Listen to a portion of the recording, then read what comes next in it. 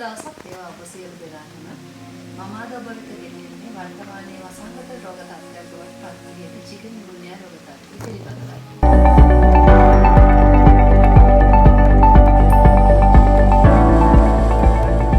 Dengue රෝගයට සමානම රෝග ලක්ෂණ පෙන්වන මෙම රෝගය නිසා සමහර විට ඇවිදීමේ අපහසුතාවයන් පවා ඇතිවීමේ හැකියාවක් පවතිනවා.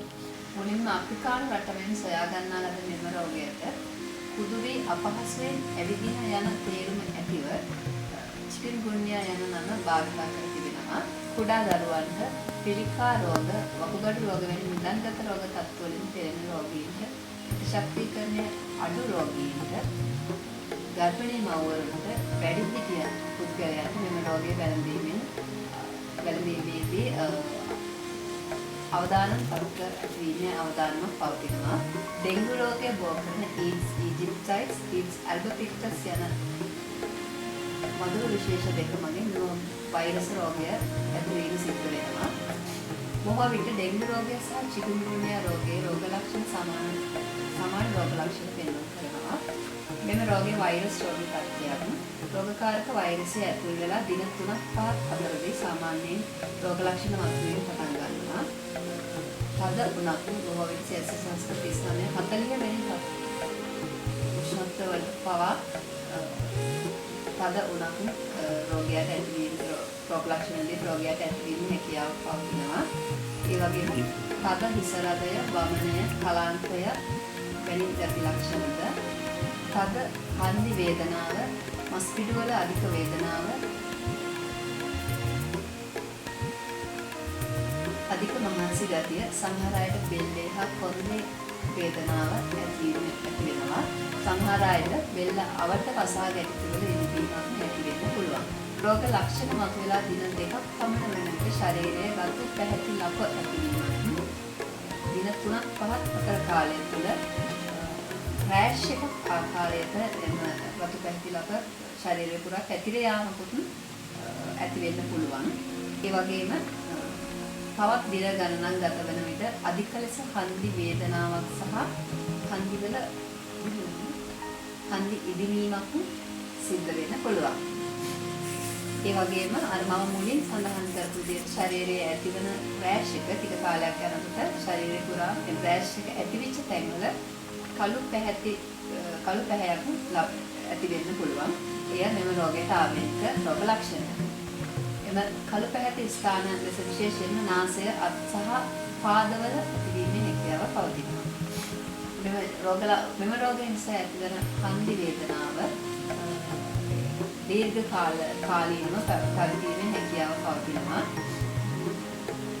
එම නිසා රෝගයට ලක්විච්ච රෝගියාගේ එදිනෙදා කටයුතු කරගැනීමේදී එදිනෙදා කටයුතු නිසියාකාරයෙන් අත්‍ය කරගැනීමේ හැකියාවක් නැතිව යනවා. චිකුන්ගුන්යා රෝගය ඩෙන්ගු තරම් මාරාන්තික තත්ත්වයකට පත් නොවන නමුත් රෝගය වැළඳෙන පසු පුද්ගලයාගේ එදිනෙදා කටයුතු කරගැනීමේදී වැඩි අපහසුතාවයන්ට පසුබෑමකට පුද්ගලයා පත් වෙනවා. චිකුන්ගුන්යා රෝගයට විශේෂිත ප්‍රතිකාර ක්‍රමයක් සොයාගෙන නැහැ. මතුවන රෝග ලක්ෂණ අනුව තමයි ප්‍රතිකාර ක්‍රම සිදු කරන්නේ. මෙහිදී විවේකයේ ගොඩාක් වැදගත් වෙනවා. අනිසත් මේ රෝගය වැළඳුන රෝගී ඉන්නවා නම් ඉතාමත් විවේකීව ඉන්නකොට අපිට රෝගය ඉක්මනින්ම මඟ හරවා ගැනීමේ හැකියාව පවතිනවා. උන ඇති විටදී පැරසිටමෝල් නියමිත මාත්‍රාව වෛද්‍ය උපදෙස් මත ලබා ගැනීම වැදගත් වෙනවා. පැරසිටමෝල් වලට අමතරව ලබා දෙන වෙනත් වේදනානාශක ලබා ගැනීම මුල් දිනවලදී තරම් සුබදායක වෙන්නේ නැහැ.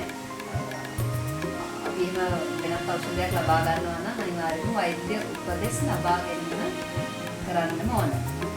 දියර ආහාර වැඩිපුර ලබාගෙන විවේකීව කාලය ගත කරනවා නම් අපිට මේ රෝගය පාලනය කරගන්න පුළුවන්. මේ රෝගය අඩු වෙලත් දීර්ඝකාලීන වශයෙන් සංදිවල වේදනාව පවතිනවා නම් වෛද්‍යවරයෙක් හමු වෙලා නිසි පරිදි වේදනානාශක ඖෂධ ලබා ගන්න ඕන අපි මේ රෝගය සඳහා. චිකුන්ගුන්යා රෝගය පුද්ගලයෙකුට කවදාවත් බෝ වෙන්නේ නැහැ. මේ රෝගේ බෝ වෙන්න අනිවාර්යයෙන්ම පොඩි දෂ්ට කරපු වාහක මඟුලයක තවත් පුද්ගලයෙකුට දෂ්ට කරන්න ඕන. මදුරෙක් හරහා වාහක මදුරෙක් හරහාම පමණයි චිකුන්ගුන්යා රෝගය බෝ වීම සිද්ධ වෙන්නේ. මේ රෝගය වළක්වා ගැනීම සඳහා අපි මදුරුවන් බෝවන ස්ථාන විනාශ කරන්න ඕනේ. ඒ වගේම මදුරුවන් දෂ්ට කිරීම වැළැක්වීම සඳහා මදුරු විකර්ෂක භාවිතය, මදුරු දැල් භාවිතය සහ කුඩා දරුවන් පරිසරයට යොමු කිරීමේදී මේ දවස්වල අත් දිගට පා පැහෙන පරිදි පුංචි දරුවන්ට ඇඳුම් ගැනීම ඔවුන්ට මදුරු විකර්ෂක ආලේප කර යැවීම සිද්ධ කරන්න පුළුවන් නම් ඉතාමත්ම වටිනවා. ඉතින් මම අද ඔයාලත් එක්ක කතා කරේ මේ දවස්වල වසංගතයක් විදිහට පවතින චිකුන්ගුන්යා රෝගය පිළිබඳව. මෙවැනි තවත් වීඩියෝ නැරඹීම සඳහා අප සබ්ස්ක්‍රයිබ් කරන ලෙස මම ඉතාමත් ආදරෙන් ඔයගොල්ලන්ගෙන් ඉල්ලලා සිටිනවා. බොහොම ස්තුතියි.